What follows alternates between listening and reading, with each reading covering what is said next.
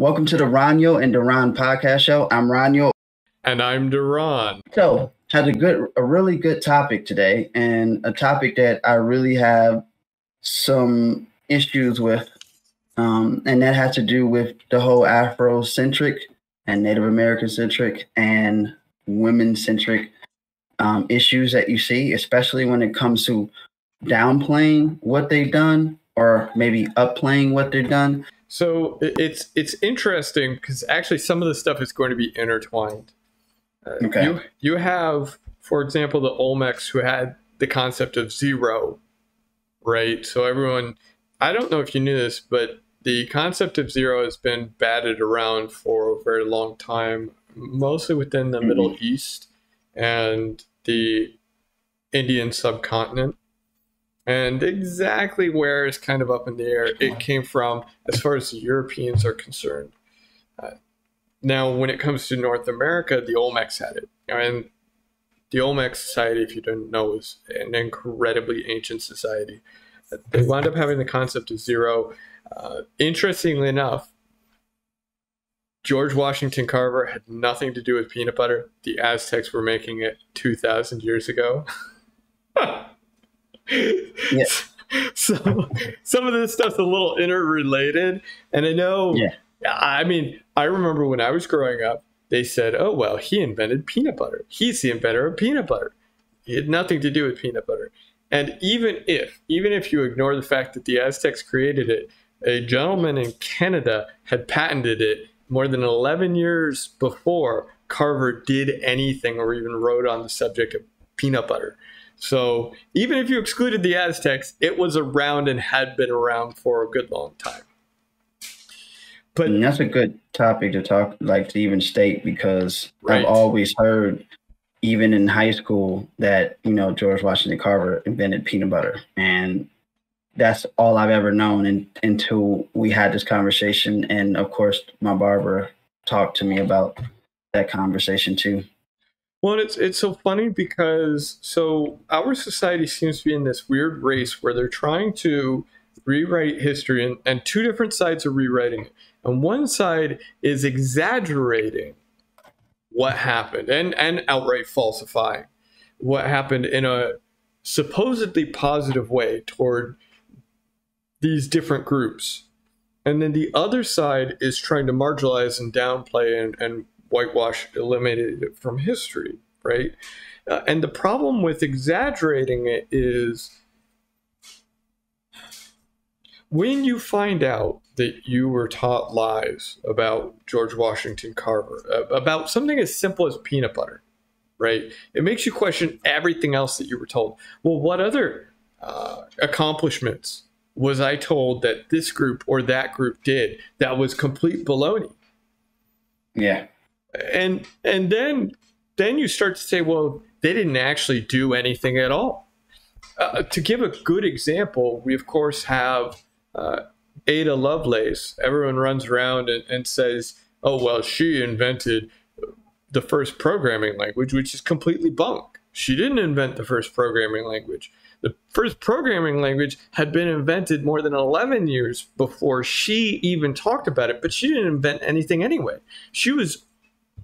All she was doing was commenting on things that she was being told in letters by the gentleman who did invent what could be called the first programming language or software. And even that's real muddy because machinery, we have found, has been around for a very long time.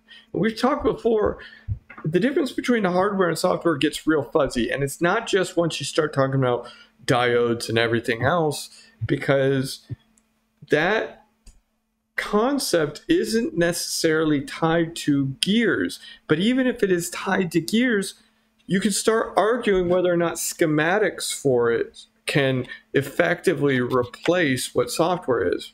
So if I sit there and I create diagrams explaining exactly how this thing is going to work, this clock or this astronomical device, and this is what they had, this nice positioning unit, then when I describe that, how is that description any different than an any of the schemas you see, be it UML diagrams, right? Or going through and doing an electrical diagram, a wiring diagram. I mean, for all intents and purposes, it becomes very blurry very quickly. But even if you exclude those, again, she didn't create the first programming language. She didn't create the first software either, or the first application. She didn't. And there's no ifs, ands, or buts about it. And what you do by making these fallacious claims is you sully her good name. So there are fantastic things that she did, just like there are many fantastic things that Carver did. Carver, for example, put together a massive recipe book and helped walk around training people on different planting techniques that they could use that would then improve their crop yield. How is that not good enough? Why do we have to make up fake stories? I don't know. The good question is, why do you think they make up fake stories? What is the reason for it? I think they do it so that they can push this narrative. I think it's done with the best of intention. Well, not always. I think in a lot of cases it's done with the best of intentions. So in some cases, I suspect the intention is to say, oh, look, see, they weren't the oppressed. Because if they were so oppressed, then how did they invent this? Be they women,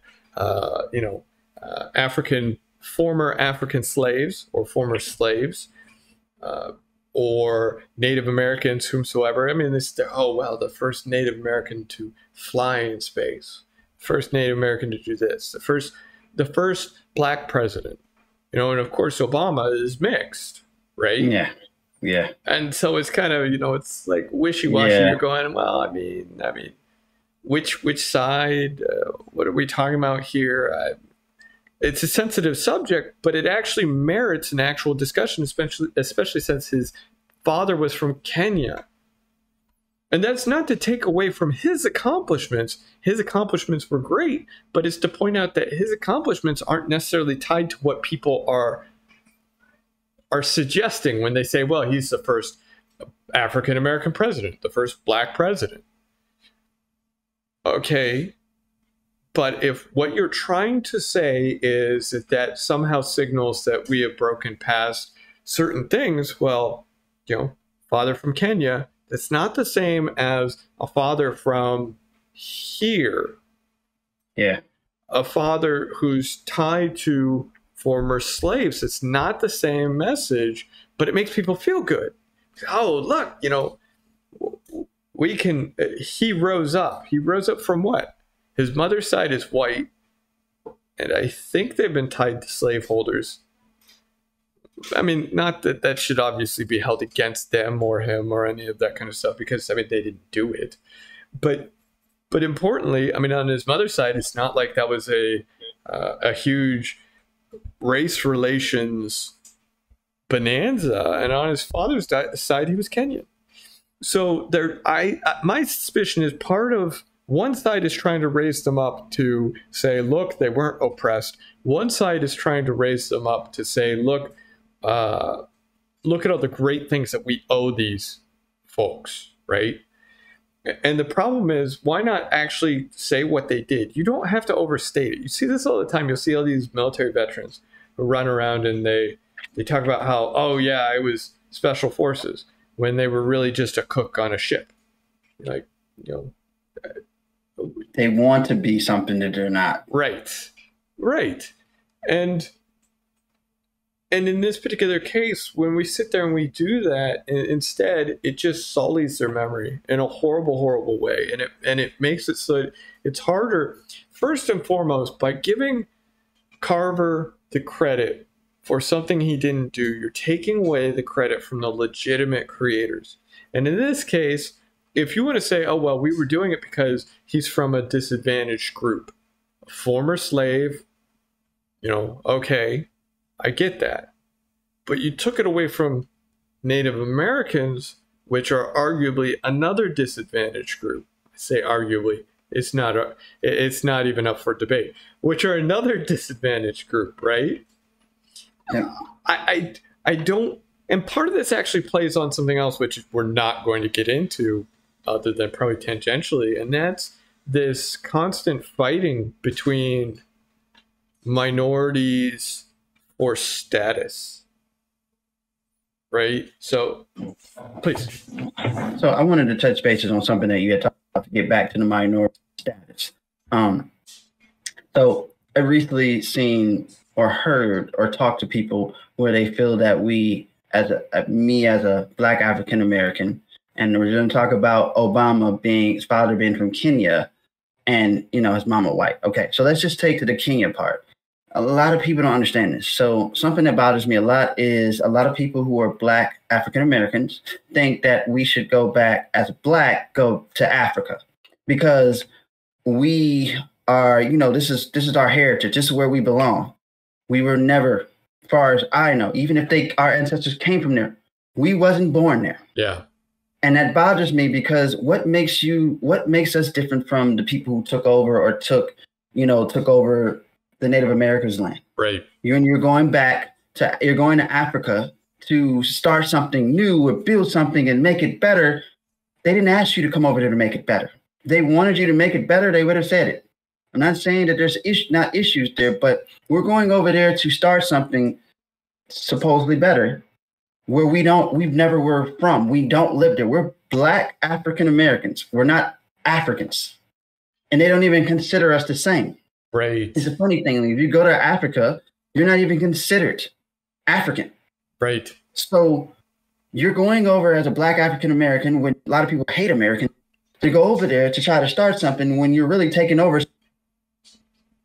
And you're talking about building and getting money, and what if we could sell this and sell that, and we can build this over there and do it. So you're going to take over somebody else's land to do that. Yeah. And that's the problem I don't think people understand that bothers. I'm not African, but that doesn't mean that I don't love, the way it may be in certain parts, in certain areas. But I know that I'm not from there. And it wouldn't make sense for me to go somewhere that I'm not from, and that I might not even be accepted because I'm a Black African American. Yes. Well, there's actually a very interesting group that is in a similar situation to exactly what you're talking about. So we're not going to sit there and discuss our political sides here, but I'll give you a good one. The Dreamers. So I don't know how much you've heard of them. Okay. Yeah. So these are people, in many cases, who, for all intents and purposes, were born and raised here. This is modern day United States. This isn't.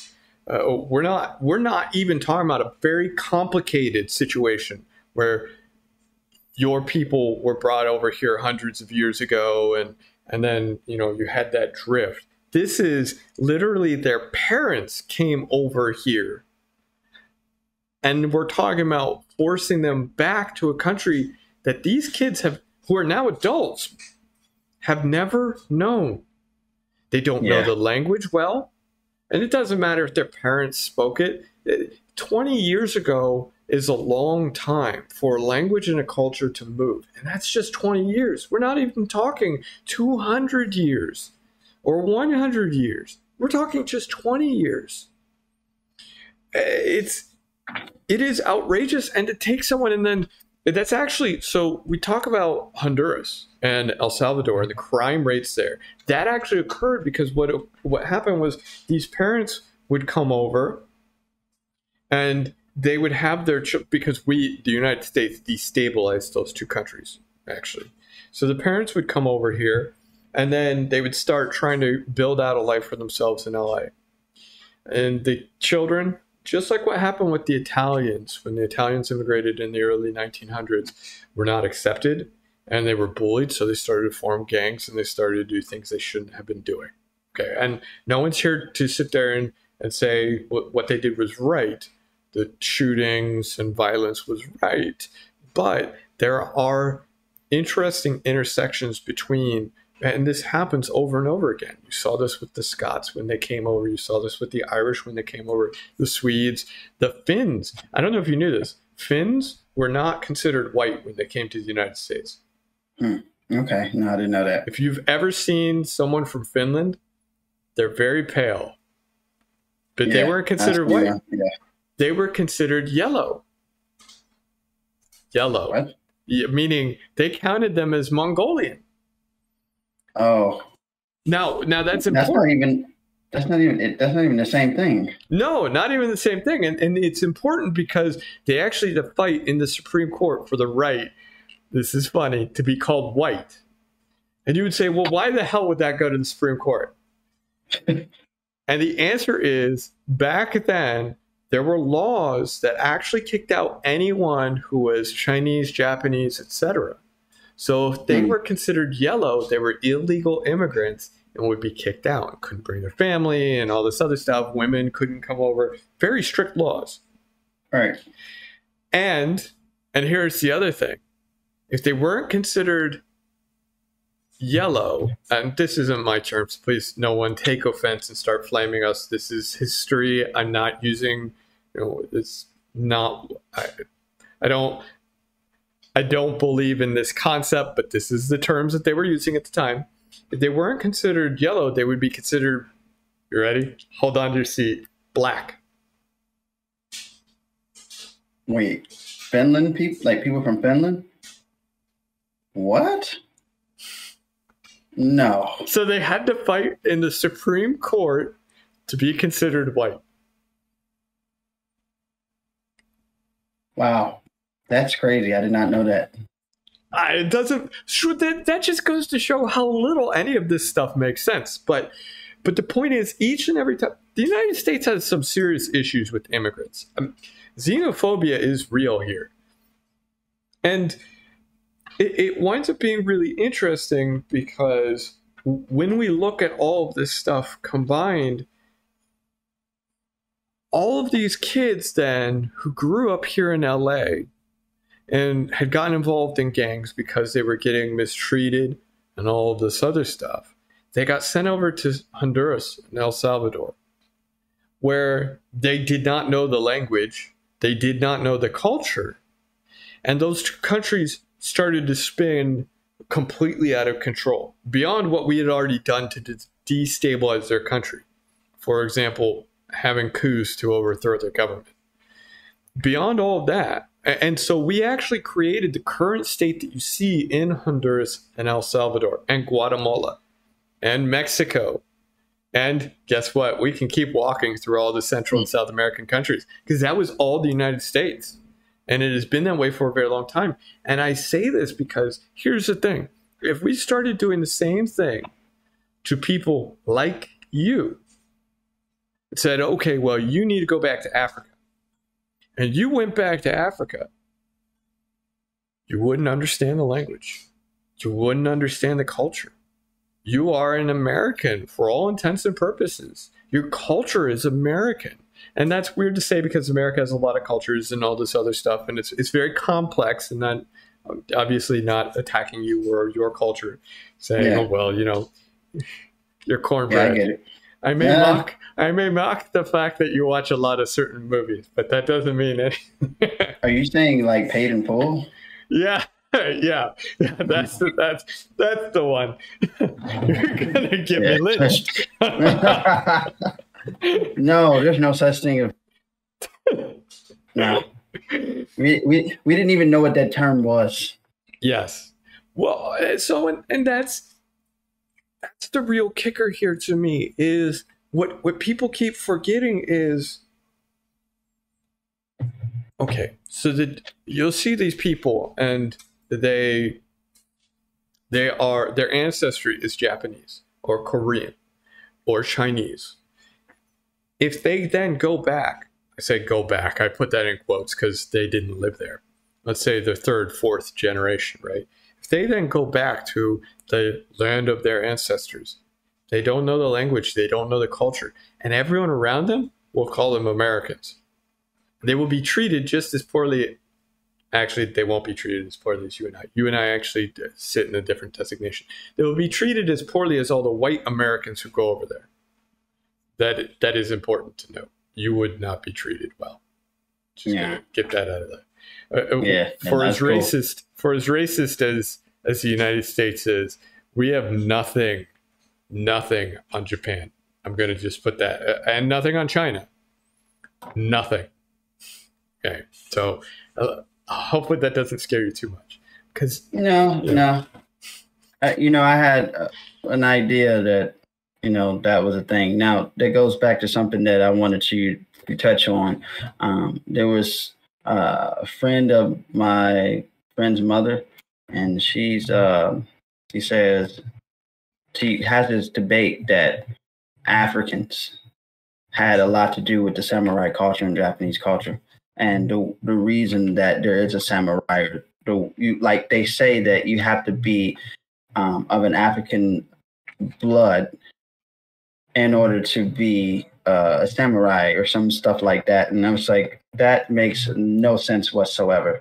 And that goes back to them trying to make it seem like Africans or African period Black people did something great. Like we did more than we were doing. Like I can understand this whole Yasuke African samurai, whatever. Fine, that's great. That doesn't mean that we had anything to do with the samurai culture, Japanese culture when it comes to that, or even martial art. And we know how that actually came about through Okinawans. But yeah, it's unfortunate to me because a large part of this, I mean, this is exactly minorities fighting over scraps and attacking each other and taking away from each other. Not that it's right to take away from, Europeans either. What's rightfully owed. I always give credit where credit is due. Okay? Yeah, agree. And I'll give you an example. A certain former president, I did not like things that he did, but what I did sit there and constantly say is, unlike another former president, actually another long string of former presidents, he said, I'm going to give NASA more money, and he actually did it. If I look at some of the other presidents, they've been saying that since Bill Clinton, and they've been slashing NASA's budget since Bill Clinton, year after year after year after year. But this particular individual, he actually didn't. He actually had their budget increase. So I mean, for as much as I'm not a fan of him, I give him credit for that. And I say all that because it's very important here. So it makes sense to want to be proud in your ancestors, proud in who you identify with and identify as. And with is important because with isn't always the same thing as what we are, right? And we can get into that in a minute. But if we want to be proud in them, let's be proud in their actual achievements and their actual accomplishments. And we don't need to take away from other people. The Japanese had samurai long before any African or dark-skinned person ever went to Japan.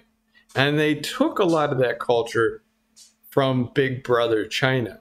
And then, of course, they had that integration with some of the other islands and so on and so forth. So importantly, when we start talking about the African influence on Japan, for example, you'll have a lot of people who bring up Yasuke, right? Yasuke was a gentleman from Africa who was brought over. It's a little unclear.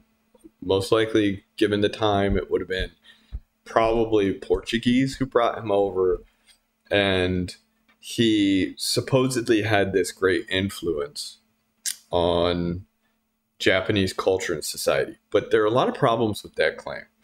First and foremost, if you know anything about Japan, you know it's a very conformist society. It's a society that lives under this, I'm going to call it what it is, lie that it is monocultural. So to them, they would say it's mono-ethnic and monocultural, and that's simply not true. Of course, Japan has had many influences, particularly from the Chinese, but also Koreans, Okinawans, the Philippines, Taiwan, way back when, so on and so forth. And most, if not all, of the cultural concepts were already in place before he came over. you had samurai, you had a very specific way of fighting. And part of the problem is you see him mentioned because he is such an oddity. There aren't many people talked about outside of those who are different. And that's in most any historical document, right? Finding a historical document where we talk about the mundane day-to-day stuff is incredibly hard. Most historians don't care about it because everyone already knows. Well, you already know how we use the internet. So why would I document how to use the internet, right? Right. Why would I keep how to use the internet? In his case, there's no evidence to suggest that he had any real great or lasting impact. In fact, he disappears off the map completely after just a few years. So if we sat there and made the claim that the samurai culture was inspired by Africans, that would actually be grossly, demonstrably false, because it was actually inspired by Chinese. It was inspired by the Chinese. Chinese envoys, of course, brought over the armor. Chinese envoys helped teach number one, gave them the 3 alphabets that they used at the time. And the Chinese gave them so much that is their culture today. It's to take away from the accomplishments of the Southeast Asian people, to me, is disrespectful. And I don't care why you do it. It's no better than taking away the accomplishments of sub-Saharan Africans or North Africans, and those are 2 separate groups with vastly different cultures and histories. And of course, the same is true with going through making erroneous claims like Carver created peanut butter, right? I mean, please. No, I just wanted to, before you go on to that, I wanted to kind of ask you the question about from, the Chinese helping the Japanese culture, but who helped the Chinese culture? They always say that there was and I could be saying his name wrong, Bodhidharma, whatever, that right. Congo martial arts and this whole monastery thing that they're getting now. Is that actually true? And they're saying that's the streams from India. Now, is that really true? And I'm not trying to give credit to where it's not due or credit where it is due if it is due. But is that really true? Can you say that? Okay, so that's a really good question. There is a rather large debate over how much of an impact he really had. We'll probably never know. What happened was, of course, this Indian prince who, according to the legend and mythology, this Indian prince who was basically born with the silver spoon in his mouth, right? So he was given everything. And as a result, he kind of became so disgusted with the world from the standpoint of it was so boring to him and all of this other stuff. Eventually, he goes off, lives an impoverished life for a few years, supposedly attains enlightenment, and then travels to China specifically and teaches these Chinese monks who were too weak to be able to stand watch. He teaches them martial arts so that they're more physically fit and so on and so forth. Now, there's something important to remember in a lot of this. So we have xenophobia and we also have xenophilia, okay? The Okinawans, for example, are xenophilic. What that means is they love foreigners and everything foreign, okay? So if, for example, you talk to Okinawans, they'll tell you this or that came from China when you know, in fact, it didn't. And to the point where it becomes very difficult to detangle what really came from China and what didn't. We see the same thing with the Chinese during this period. The Chinese were incredibly xenophilic. And so for them they place so much on India, particularly with relation to how the monks train, how the monks operate, their educational system, and of course, martial arts, among other things, that it doesn't make sense, especially since we know that the Chinese had been for a very long time engaged in constant border warfare with the Mongols and various steppes people. So obviously they had to have fighting systems already in place. And obviously the fighting systems had to be at least pretty solid for the time. And someone might say, well, but the monks themselves would be a different story. And the truth is that ignores the reality about the monasteries in China and in Japan and across most of Southeast Asia. The monasteries were similar to what Europeans' castle concept is. Your monastery was someplace people could go in times of crisis. They had food, they had water, they had shelter, and of course, most importantly, they had soldiers, someone who could defend them. That, I think there's too much myth entangled and too much legend entangled in this. So I would say that yes, more likely than not, parts of it came from India because cross-pollination occurred.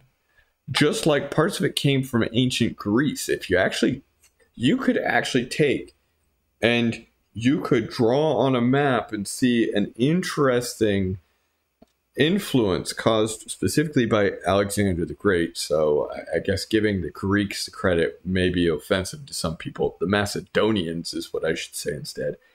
The Macedonian influence in India was not insignificant. The Chinese were aware of Macedonia. The Romans, of course, later on take much from the Greeks and as a result, the Macedonians, etc., etc. So if we trace all this stuff back, it gets really weird and really wonky. But I doubt very much that one man ever made that much impact on any given society or culture. And it doesn't matter who you're talking about or where they're from. And if we really think about it, let's take the example of looking at every single leader of most any country. And we can go to an extreme and talk about dictatorships. So we could talk about cultures within the USSR, for example, or cultures within China, or cultures within Cuba. And for as much force as these individuals had, they were unable to destroy, for example, religion. Religion continued to exist within the Soviet Union, despite horrible torturing camps, your gulags, etc., from Stalin. So if you have a terrible dictator, Stalin, Saddam, so on and so forth, and they can't even tamp this stuff down, how could one single individual do it? You had Napoleon Bonaparte, for example. Napoleon did many great things, but his accomplishments weren't his alone, right? He obviously relied on his generals, etc., etc. We could talk about Nikola Tesla. Tesla was a fantastic man. He generally worked relatively alone, and much of what he did was absolutely ingenious and went on to cause great effect. And it was stuff like building the various components that then were turned into the radio, the various components that were then turned into many different inventions. But Tesla himself failed to change society. Tesla himself failed to do all of these things despite being a great inventor. Unlike Edison, Tesla was a truly great inventor, a brilliant man with a great mind, and the same Einstein, so on and so forth. And it gets even worse when we talk about China or Japan or either of the Koreas, Vietnam, etc., where now you're talking about a culture where they look down upon differences. They don't like differences.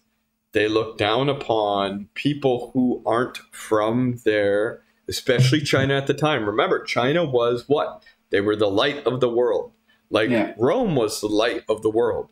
And in both cases, they weren't particularly friendly toward outsiders.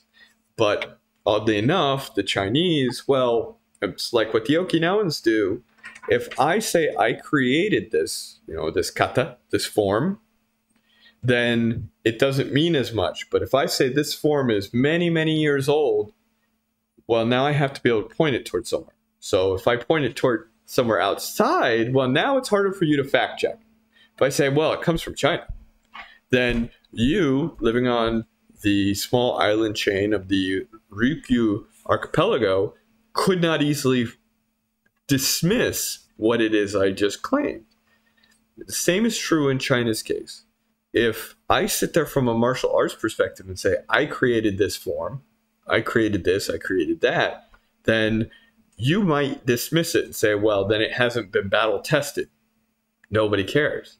But if instead I say, oh, this comes from a faraway land and it's many hundreds, if not thousands of years old, now all of a sudden I can say it has this great history and has been used in fighting and all of this other stuff.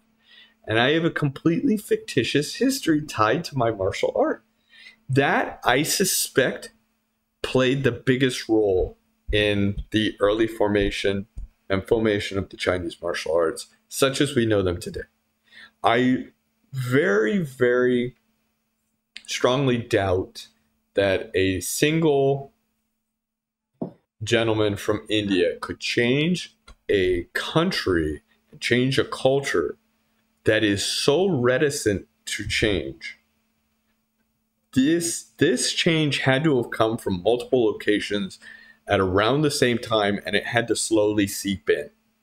And he just could not have made that possible. So no, I think people overstate the impact of individuals across the board, be they individuals with regard to China's culture, individuals with regard to Japan's culture, or even the United States' culture.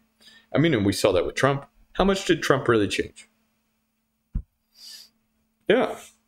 Yeah. But it was already there. Right. Exactly. Yeah. You had one side saying, oh, he's going to change everything and ruin everything. And you had another side saying he's going to change everything and make it perfect and better. And the reality is he didn't change much. It was already there. Yeah, it's already there. There's nothing you can change, which is the same thing you can go back and say about, like you said, with China and different other areas and places in Asia, especially when they're strict as they are, yes. And not subject to change. So with that being said, how much is one man going to change anything, especially you're talking about a country? Right. And then you can't take credit for something that was already there. Right. That's exactly right. It's there. And then, like I said, it's a great story. But when I think about it, I'm just like, really? And they also say that India had the first martial art. Right. Are you telling me that in this world, that all these different places and countries, that there was only one martial art that was out here? The first martial art, nobody had it art. In Africa, they have an art. Right. In every area, in every country, they have some form of art that they've done. So why do people do that? Why do you have to make up shit to make something feel, or make one thing feel better than the other? Right. You don't. Right. You're exactly right. So we know the Aboriginal Australians had martial arts. They've had them for a long time. We know that the various Pacific Islanders had martial arts, that Central and South and North America all had martial arts. In fact, their martial arts were so advanced, it was incredibly difficult. And your standard conquistador in a one-on-one match would lose. And we have a lot of Spanish writings that back this claim up, where they openly talked about how in a one-on-one fight, your conquistador would lose all day, every day. And that's why they went through and they tried to collect up as many allies as they could among the various native populations to overthrow whichever group they were talking about. So if you're talking about the Aztecs, for example, they went to ancestors like some of mine, which were enemies of the Aztecs, and then gathered them around. They also gathered around some of the other tribes that had been enslaved and mistreated by the Aztecs, and used that to overthrow relatively violently much of what was the Aztec Empire, and then collapse the whole thing. So I don't know. I think too often we try to make history simplistic, and we try to tell this, especially in the United States, because the United States is big on underdog stories, but they're also really big on attribution to an individual rather than to a group. And I guess this is one of the problems with being a highly individualistic society. So we always have to have a hero to hold up. And I think with regard to martial arts, that's part of the reason why we latch on to so many stories that just don't make sense. I mean, if you just start to think about it, they don't make sense. No. I mean, can we go to the story about Bruce Lee being the greatest martial artist? No. You want to kill. I love Bruce Lee. I'm just saying that they make him out to be a god when he's not. He's one person, as you said. One man can't change a society or just a world. Like, you can influence people. Right. You know what I'm saying? I'm not saying he was an influencer, but I mean, come on. Like, are you telling me that this guy was so great that he can outbeat boxers? You know what I'm saying? Like, if you look at some of the films and footage, you kind of get a perspective that he wasn't as good as you think, but he was fat. He was really good. I'm not taking credit, but all the greatest people always can be beat. Right. It's not that you can't be beat, and he was just this man that done these amazing things. If you really document and look at some of, he had never really even been in a Right. Ignoring his childhood, he'd never been in any real fight, and then he had one duel that I can recall, and depending on which side you talk to, either it was a gigantic joke, or he supposedly manhandled the other guy. And I have to be honest, so I've seen his stuff, and people could say all they want, well, he had to slow down for the films. I've seen him in his demonstrations. He's actually not faster than I would expect for someone in his style. Here's the big thing that most Westerners don't understand. His style is, the whole Wing Chun thing is circular. And when you see what looks like him moving fast, the motion he's doing is usually this. And this is a circular motion.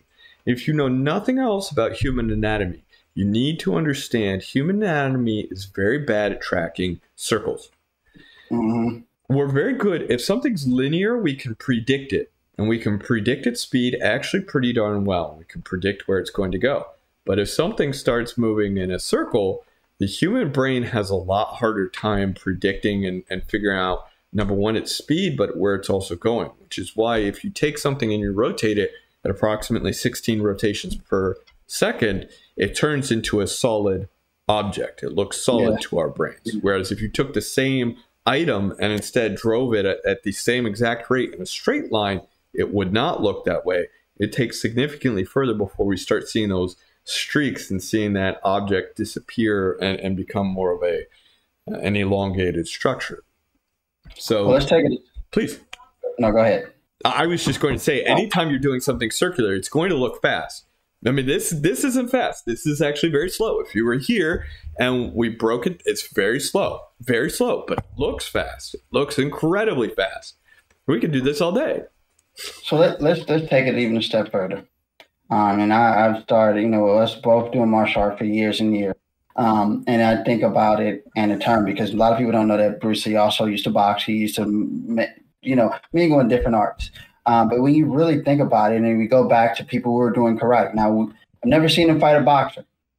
Okay, not that I've seen a true boxer. Okay, if you go back and look at some of his films, and you go back and look at the Chinese, karate and all of that, like we discussed before, karate, they usually They're starting here at the hip and then they're punching out. And then even with Kung Fu, they're, then you got the Wing Chun doing this shit and, straight out, but the way they punch things, even with Kung Fu, a lot of their shit was wide or, they still did the same similar shit. So when you really think about it, if you're not telegraphing, all right, especially to teach you in boxing, not to, chicken wing, not go straight down the pipe. If you're not telegraphing and people are not used to, the way boxers box, you know what I'm saying? You haven't fought a boxer ever. You only fight people in your style. So when you see different styles, it makes it harder because they do different things. You've never seen it before. So with Bruce Lee, all he really did is he knew that Wing Chun Wing Chun, no offense to Wing Chun, it's a great art for traditional people, but it's not really, it doesn't really work that well. If you really want to be honest. And I took Wing Chun for a while, and it just the trapping, none of that works. You take out that, you use a little bit of it, a little circular motion, a little stuff to catch people in their traps, or trap them up or demobilize them. But a lot of the stuff he was doing, he was mixing it up, but he was using some boxing fundamentals. Right. So when you think about it, if you took a boxer and put him against back in the days, you put him with somebody that was doing traditional karate, who would win? Right. Now, even though you have kicks and stuff, I'm not saying that, we don't, the karate, the person who's doing karate or the practitioner is doing karate doesn't mean it can't outbeat a boxer. I'm not saying that. But if you're just looking at a demonstration of a lot of the stuff you see was with the hands. Right. If you think about it, nobody back in them days were fighting boxers. So, if a Wing Chun person, they're doing this, what's open? And you get feigned and faked and you get hit with a hook. You're knocked out. And what I try to get people to understand is a lot of doing was angles.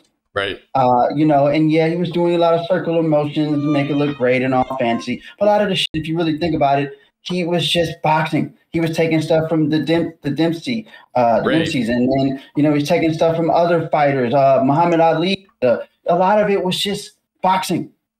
I'm not saying it was strictly. I'm not saying he was the best boxer, but he was definitely just boxing. And because he knew that a lot of the people that were fighting was not boxers, and they didn't understand that, and they were like, they never fought other people outside the style. It was easy. Think about it. Like, you know what I'm saying? And that's why when people say that he could beat these people, I'm like, are you telling me that Bruce Lee could beat Mike Tyson? No. There's no freaking, in his prime, Bruce Lee could beat Mike Tyson? No, I'm sorry. There's no way. I don't care even if you had kicks. That man was fast. He was a monster. He was way bigger than Bruce Lee. And I'm not saying it always makes a difference, but weight does matter in some cases, but it doesn't mean that a little person can't beat you up. It's all the skill. But I'm talking about, you're telling me that Bruce Lee could beat Mike Tyson. There comes a point where someone is too big and your skill, speed, etc. is unable to overcome the sheer size difference. Now, to your point about the fact that, say, a lot of boxers, Western boxers fight is highly unorthodox for someone like Bruce Lee, especially modern Western boxers, especially if you start talking Tyson or anything like that. What you see is the shock of someone who fights so differently would probably cause immense issues for Bruce Lee. And look, Tyson is way too big. And to that point, though, the reason why, say, Tyson, for example, or Muhammad Ali, both of them were as successful as they were, especially early on in their careers, was because they were using styles that most people had at that point actually given up and transitioned away from. So when you bring that back, nobody knows how to fight it. They didn't know how to handle either of those two gentlemen. Well, then if you sit there and study it, you can beat them in their game. And that's what we saw. We saw both men lose, and they lost to people who studied and then learned how to fight against that style. Mm-hmm. Yeah, because you can always find weaknesses, especially when you study a person's style, which is another reason why I would say that, one thing about people who get accustomed to style. Right. And Bruce Lee talked about this in the book. Like, he was great in some of his philosophies, but when you get accustomed to style, the style can be exploited. Right. And that's why I feel like, for me, I don't try to get accustomed to style, and I try to, if this doesn't work, that doesn't mean that's my only thing. You become a one-trick pony. Like with Mike Tyson, to me, he became one trick. Like, what he was going to do, all of this bobbing and slipping and stuff. And it don't get me wrong, it was great. But you gotta switch it up. And if somebody's studying you and you're going to be studying them and they're going to be studying you, they're going to find out or time you. Start timing that, he's going to do this 3 times. All right, then he's going to go do that. Like, come on, you're doing the same thing over and over again. And eventually people catch up on it, and you have to switch up. And that was the biggest thing, that you have to learn to adjust. And I think certain fighters nowadays are starting to learn to adjust, but also they have good coaches that can teach them how to adjust to different fights. In the middle of the fight, if something happened, maybe this person started timing you, starts figuring out your pattern, you now have to adjust to that fighter in order to win the fight. It's the same thing if you're in a street fight, not being in that way. Most of them are not really good fighters. 99% of the time, if you're in the street, you're probably not going to find anybody who's really a good fighter. And even if they are, the fight is not going to probably last that long at all. Right. So if you're really good at fighting, it's not going to last that long. There's no point of adjusting. But if you're talking about a competitive fight where you're going 12 rounds, then you're going to have to figure things out, and you figure out the people. So again, this is no slam against Bruce Lee. This is no slam against boxing or any art. I love all arts equal. They all have their place in, society. But we're just going back to saying that, everybody, they try to give, they're tainting people's legacies by putting too much on that person when they never did some of the things they said. Right. You don't have to lie about what this person do to make them great. Let their greatness show and what they've done. You don't have to keep trying to justify it. You don't have to keep talking about it. It's okay. Every day we're hearing about Bruce Lee. He's gone. Okay, we don't have to keep talking about it. We know his legacy. He's done a lot of great things. He was a great philosopher, a great actor, and all that great shit. And he brought Chinese martial arts to the world. And maybe you can make an argument about his philosophy on mixed martial arts, mixing them together. That's great. But that wasn't new either. No, it wasn't. People were already doing that. Okinawans were already mixing things.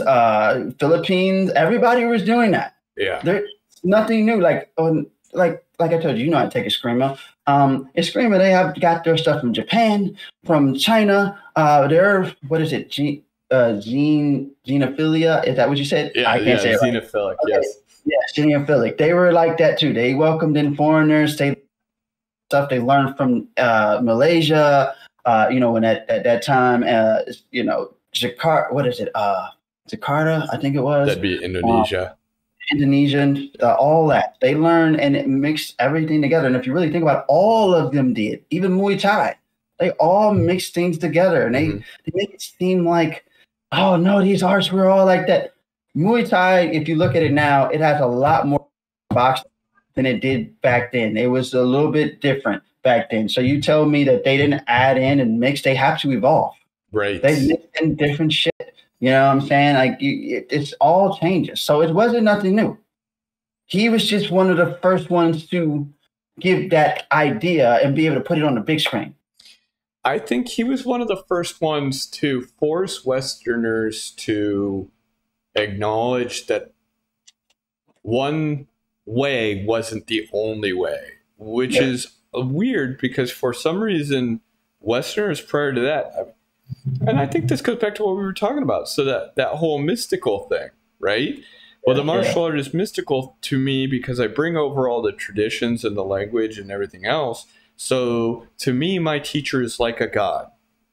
And I couldn't understand half of what they said. So they're like a god because it must all be riddles and it's all so profound and deep. And they all think in terms of the long game and all of that other stuff. And the reality is you just had a massive language barrier. And so everything seemed deeper than it was. And then add to that the fact that you didn't understand the art, because a lot of the Americans who went and learned in Okinawa or China, Japan, etc., were only stationed there for 6 months or so. 6 months, maybe 8 months, maybe a year. It wasn't until much later that your tours of duty overseas were 2 or 3 years. How much of a martial art can you really pick up in 6 months? Not a lot. Not much at all. And you can't be good at even, like, if we're talking just the techniques itself and learning them, you're not going to be good in just 6 months. No, that's exactly right. And that's why you saw these Americans come over in the 60s, 70s. I mean, if you ever watch any of the videos of their martial arts, it looks like garbage. I watch it and I'm like, that is the worst representation I have ever seen of any martial art ever. And these guys all have like black belts and all this other stuff. And why did that occur? Well, that occurred because the teachers were sitting there trying to spread their martial art. And, you know, what choice did they have, these Americans? And most of them would not teach Americans. And that's most Chinese, most Okinawans, most Koreans wouldn't teach Americans at first. Remember, we were the big bad, running around imposing our will on on other people's. Why are they going to teach us? Especially after World War II. I can't, like, did you see? Now, I have, but you remember the old school, especially back in the Bruce Lee era, or even then when they would do all this karate movies, and I'm looking at some of the Westerners do it, and I'm like, look at their sidekick, how bad it was. Like, that is not how you execute a sidekick. It was bad. I mean, a lot of the kicks were just horrible. And I'm just like, oh my God, look at the form. It was just horrible. It was like, I can't explain it, but you know what I'm talking about. Oh, I know exactly what you're talking about. Like, what the hell is that? Like, that does not look good at all. And then, I don't know. I don't know. But like you said, like, I think a lot of it, from what I would hear from a lot of teachers, that, you can tell me what you think, but a lot of it had to do with trying to get the art out and preserve the art and not let it die. They didn't want it to die. And, because a lot of people don't know these arts were secretive, and because of the things that happened in these different countries, and they were banned. And a lot of them were only they only wanted to pass down from family to family to different generations. But then you got to a point where you wanted to expand it because people were dying out, and there wouldn't be, you wouldn't have some of these arts if they didn't start opening it up and teaching it to foreigners and people. So. Well, and to that point, so what happened? You had World War I and then World War II. How many millions of Japanese, Koreans, and Okinawans died in World War II alone? That's not even talking about World War I, where actually they still had quite a few deaths. Tons. And a lot of the Okinawan masters and Japanese masters lost their children or lost their main apprentice student that they were teaching the whole art to, because they were conscripted and then they died in combat. So they had to start over. And I mean, beggars can't be choosers here. The only people left for the most part were really old or ridiculously young. And that's another component people forget, is you're talking about some of these people at this point were in their 60s and 70s trying to start over again with a new generation of students, because their last generation was wiped out in World War II. And so the teachers themselves can't demonstrate a lot of the techniques because they're too old. And then add to that, again, as I said, I mean, these people are over there for only a short period of time. And you could say, oh, well, but so-and-so went back to Korea or China or Okinawa or Japan repeatedly to learn. Okay, but how long did he go back? Not long. I can guarantee that. Even if he went back every year, it was for a short period of time. And he'd already built in a bunch of junk techniques. And yes, there were some Okinawans who had gone to Hawaii, for example, in the 1930s. And they had worked on teaching some students there. But the stuff you see in Hawaii wasn't particularly great either, although it happens to be better than the junk you saw from the Americans coming over in the 50s, 60s, and 70s. You watch any of that, I'm sorry. And you know what? People can blackball me all they want. I don't really care because I don't teach the martial arts that you see around in the United States anyway. But the Americans that everyone looks up to from the 1950s, 60s, 70s, and even really a lot of the 80s did not know their martial arts. And what they taught and what they learned was horrible. It was junk, and it still looks like junk. You watch their demonstrations, and I wind up laughing. You watch their movies, and it's hard to watch. It's just so unbearable. And that, I think, is why Bruce Lee made it big, was because in the United States, what did you have? You had shit, for the most part, as far as, the people who were doing this stuff from the Far East. It was garbage, utter garbage. And they knew it was garbage. They knew they were doing it all wrong. Yeah. And I even heard some of the stuff that people have brought back to America, like you were saying, wasn't how it was really taught, especially Okinawan martial art. Mm-hmm. Some of the stuff that was taught, they didn't understand. Right. And when they brought stuff back, it was completely wrong.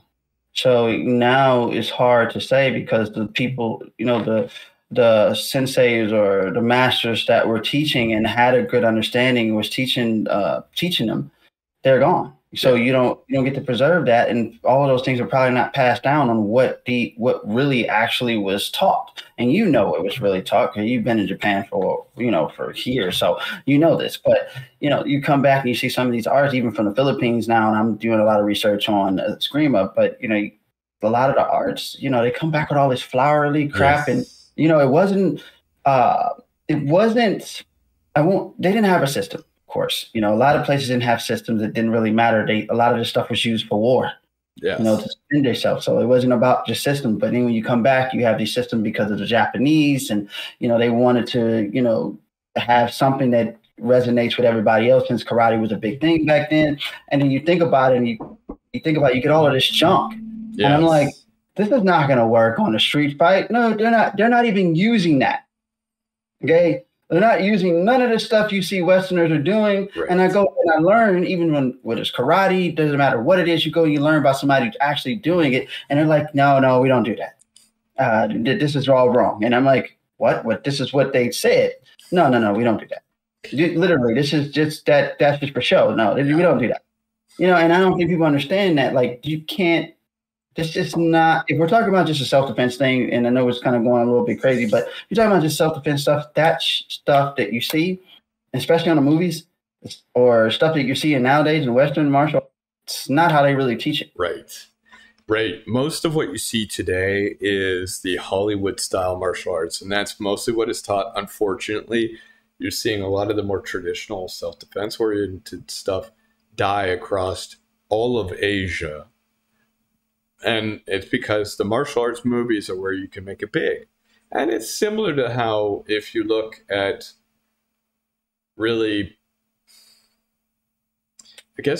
stuff like basketball, right? So if you look at basketball, the way they play it now versus the way they played it 30 years ago or 50 years ago, it's very different.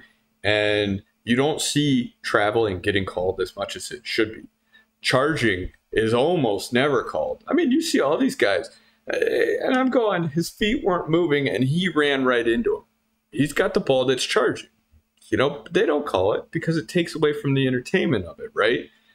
Of course, then again, way back when in the 1990s, flopping became really big. I'm sure you probably remember that, where the guy taps him and he goes flying across. And I'm like, man, this almost looks like I lived in Okinawa in the early 1990s. This almost looks like Dragon Ball Z, man. He just boom, and they got yeah. No, that is hilarious. And that I usually I tell people I was born in the 80s, so we used to watch this, and even when I look back at certain things, you see, even if we want to even compare the generations, back then it was hard.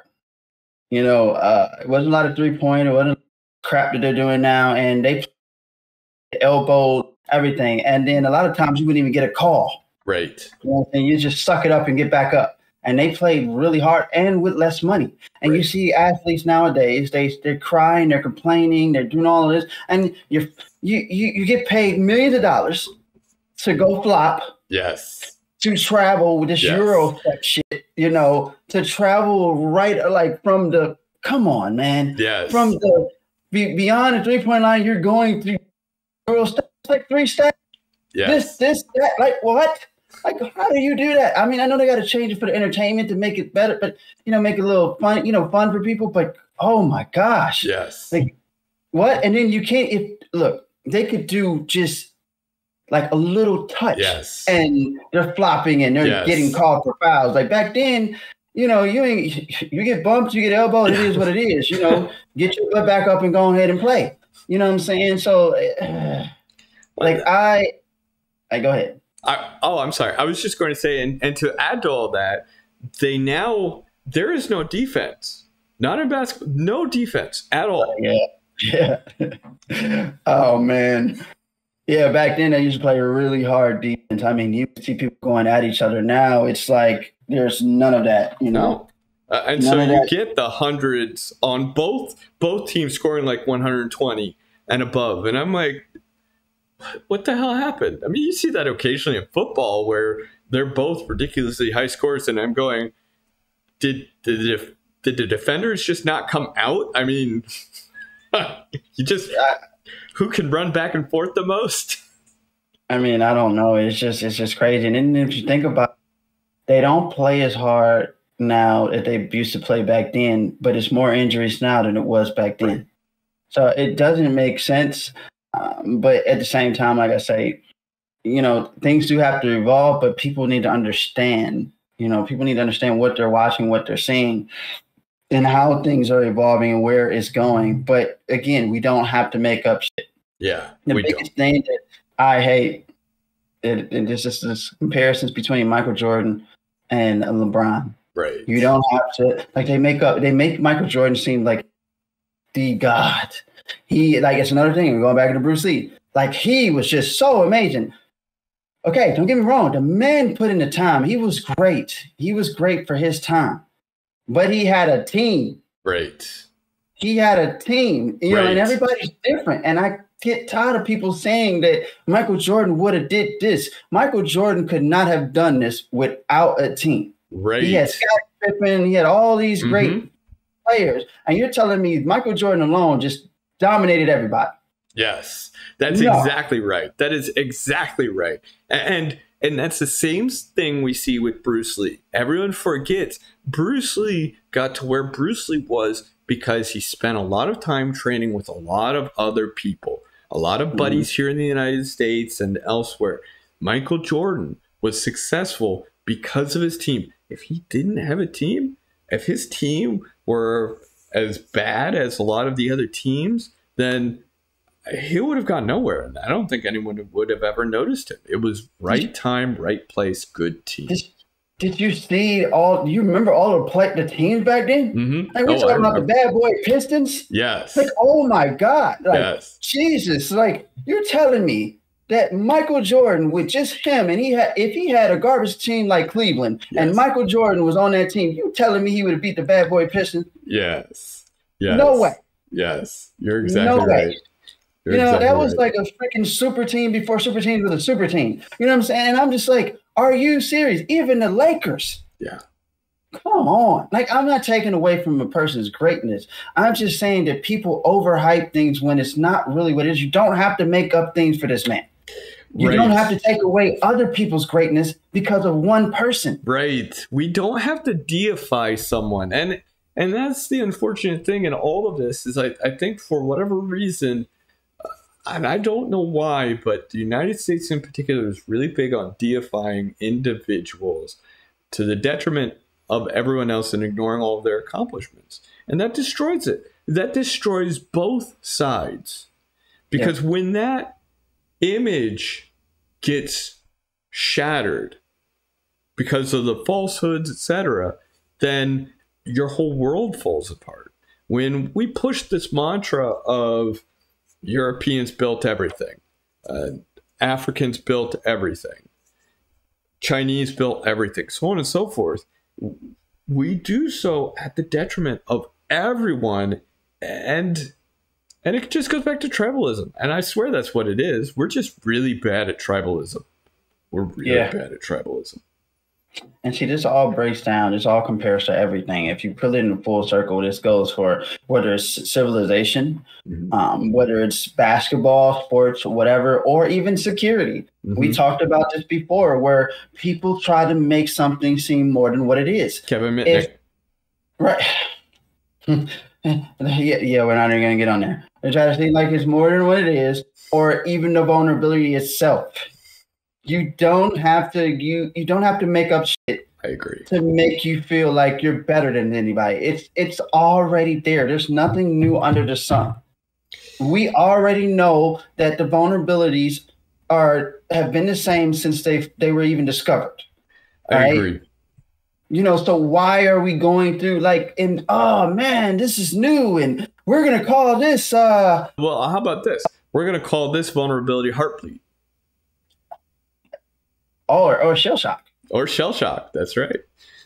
I mean, how much silly can you get? You already know what the issue is. I'm not always a big fan of root cause, but you kind of know that in this case, you know that it's a root cause. The root cause is the same. Right. You know, we don't have to keep making up stuff to make ourselves look good. And it starts to look bad for us. It starts to make us look bad. Right. But people don't really care. Society don't care. They're looking for those heroes or to make people, like you said, demoralize people and make them seem like they're, not as good as they are. And it just takes away from the greatness of people, like all of the people that are doing great research or coming up with great things or have done great things. Right. Like you don't have to do that. You just don't. Well, and on the flip side, I'm going to give one quick short story just to show how bad this can be for all parties involved. So I had an instance where I was working on a weapons platform, and in this particular case I was actually doing the security for it rather than the R&D side of it. So I was helping ensure security of the software and the hardware, etc., etc. And I sat there and I demonstrated. We were using Green Hills Soft. So Green Hills is a real-time operating system, RTOS. And I demonstrated how I was able to use they had a buffer overflow of a single byte, right?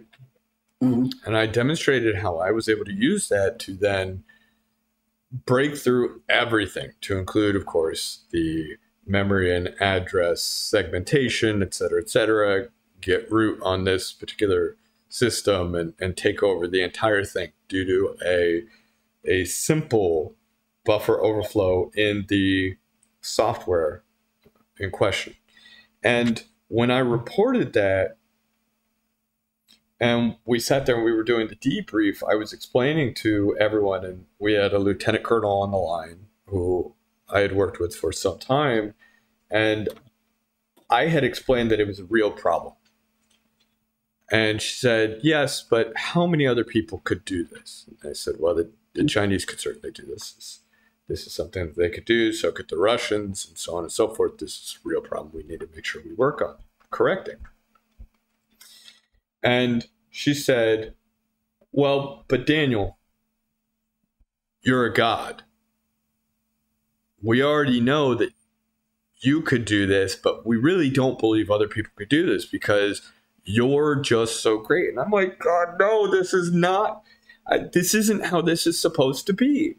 I'm telling you that this is a real big problem, and you're brushing it off because what I do seems like magic.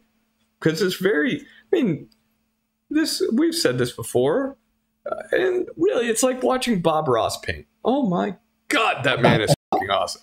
Oh gosh. Hey, I'm sorry. I have to just say this before you go on. I literally, last week, sat there and watched a whole slew of episodes, and we're just sitting there, and I'm just like, oh my God, he's just so amazing. And he goes to another one. I'm like, oh my God, when do it stop? And I'm just like, and she's like, we have to start watching this before we just go insane. And I'm just like, this dude is amazing. And it's so magical, yes. How the strokes, how yes. he just effortlessly, yes. seamlessly does it. And I'm like, That's easy for you to do, but I could not do that. My stuff would look like a child's play. Yes. Well, and that's the difference between a master and your normal person. Masters make everything look so effortless and easy, and they make it look so beautiful. And you know, in this particular case, it's like my skills have nothing to do with this, because I'm telling you, anyone can do this. But the problem is when people see what you're doing and it looks like magic, then it's so much easier to deify you. And then as a result, they actually blow off your accomplishments when they're truly great. And they blow off your warnings when you're saying, we've got a real big problem here. And you know, it's funny, you're talking about weapons. Let's go a little bit even further on something that has nothing to do with and you know, this happened to me several times, or so many times, all the time. You know, even at Highland, you remember that rodeo show? Yeah. Every time we had, and all I would get is, "Oh man, you're awesome. You're a guy. Like, you're just great. You're killing it, man. Because it looks like magic, but it's not magic, and it's really freaking simple. Anybody can do it. Buffer overflows are simple. And I'm not saying that that's what I was doing, but I'm saying that all of the stuff that we're doing, it's simple stuff that anybody can do. Right. You know, all the stuff that we demonstrate on this channel, anybody can do. It's not some crazy research. It's none of that. It's basic stuff that if you're a security person or personnel, you should know how to do it. And anybody that don't have certifications, because hackers don't all have certifications, can do this. It's not magic. It's not rocket science. Right. It's easy to do. And a lot of stuff with hacking, it's easy. It just becomes more complicated when you add different things and put them together. Right. It makes it a complex thing, but it's not really hard as people make it out to be. It's not. But like I say, when they start seeing these magical things and they think it's just all great, and you start saying, "Oh yeah, this is Roniel, this is DaRon. They do this. Nobody else can do this. They're so great. They're so good. You know, anybody can do this. Trust me. Right. It doesn't take that much to do this, and then especially because all the data of how to actually perform buffer overflows or any of these stuff is out there. It won't even take that long for them to do that and find that and write an exploit and boom, and start exploiting on systems. Anybody can. It doesn't matter if it's a weapon system. All the vulnerabilities are the same and they work the same way for anything. You know, it just may be, you may have different functionality that you could do that you would do with a weapon system will actually be horrible. Right. Than what you would do with somebody's computer. You know what I'm saying? So different situations. That's exactly right. If my big thing has always been, look, if I can do it, you better believe other people can do it, and you're going to have a problem. And if I'm telling you it's an issue, then, you know, you really need to take note. And I guess in their minds, they just figured, oh, well, yes, it's a buffer overflow, so it matters. But how many people could go through and use an off by one to go through and actually do what you did? Oh, no one. You're just a god. No. There's so many things wrong with what you're saying. Please stop. Do they not know how smart as hell the Russians are? Exactly. You know, and you know, like, and I just was looking today how they did some other shit that's happening with Russia, like Russian hacking into the U.S. Like, come on now. And then again, a lot of it doesn't play a part of them finding 0 days. A lot of it's just well-known vulnerabilities that we talked about before that are already out there that people are too lazy to just fix the fucking problem. Yes. Fix your shit. Patch it. Okay. Patch it. Fix it. It's not, I mean, don't get me wrong. I know sometimes it could be complex or just be, you know, I don't want to do this. It's going to mess up all my beauty and my work of art. That's great. But guess what? Your beautiful work of art is totally shit. Yeah. And then guess what? It's going to get you either fired or it's going to get you on the front of the paper. And then you're really going to be in deep shit because of a little piece of code you could have literally fixed. You know, it's I don't understand it. And I know that we're, and it's probably just American thing, that we're all lazy. We don't really want to do the work that it takes to do it. And then sometimes I have to do with management, not actually let me change that. A lot of the times it has to do with management not actually taking security serious. Yes. And not forcing the developers. Like, if you ever notice, developers are the god of companies. Yes. They rule the companies. Whatever they say goes. I know that they make the software, but oh my gosh, they rule everything. They cannot be wrong. And that is a problem. It's a problem. You can be wrong. We've seen this time and time again. We've seen the same freaking vulnerabilities, issues pop up everywhere all the time for centuries and centuries. Right. Like, come on. Like, how many times are we going to keep going through the same cycle over and over again? And I don't get it. And then my biggest problem is as security professionals, we are there to help. We are your friends. Why do we have to seem like the enemy? Right. We're not going, and it's not, what are we about to start, World War III? I mean, I don't think it was really a war yet for world for cyber yet, but I'm just saying, like, what are we doing? We're literally bickering and fighting inside the company about something that we know are documented. They're documented. It's there. It's documented. So you're arguing over something that's already there. It's documented. You can go and read it. It's accessible. You can grab it. It's not magic anymore. Right. It's not like it used to be where we didn't have any documentation yet, and you're trying to explain something to somebody that they don't understand. Right. Now you can literally pull up and see what a buffer overflow is and how to exploit all of these different scenarios. So what are we arguing about? I mean, I don't get it. Yeah. So that's what we're really trying to say in this episode.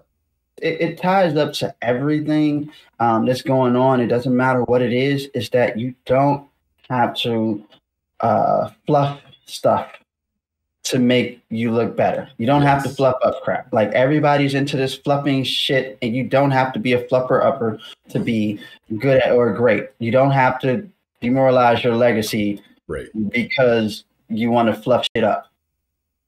Yeah. What the fluff? No fluff shit. No more fluff shit. That's exactly right. We don't need to take away from the importance and skills and efforts of others to rise up, nor do we have to pick an individual. Oppenheimer didn't build the bomb himself. Right. Teamwork makes the dream work. Exactly right. It takes a team, to be able to, bring out the greatness in a lot of things, a lot of areas, but people don't understand that. And it's not one, like you said, one man cannot change everything. Yes. Okay. It either was already there, and they're just fluffing it up, or they're trying to make themselves better, or it took, it took a village to make that happen. Yes. It took a team, so I just think just something people should take away from this whole episode of this talk, that, I think that that's a big problem in modern day society. And I don't think it'll be fixed, but I think there's some things that we should point out from this conversation that, people can take away and understand what's really going on, what's really the problem. And maybe someday we can fix it, but I don't see it being fixed. But it's definitely something worth actually looking into and actually talking about and trying to figure out a solution eventually. You're exactly right. Well, fantastic. I hope you all enjoyed the show. And I am DaRon. And I am Roniel. If you haven't already, please subscribe to our channel for more episodes like this one. Have fun.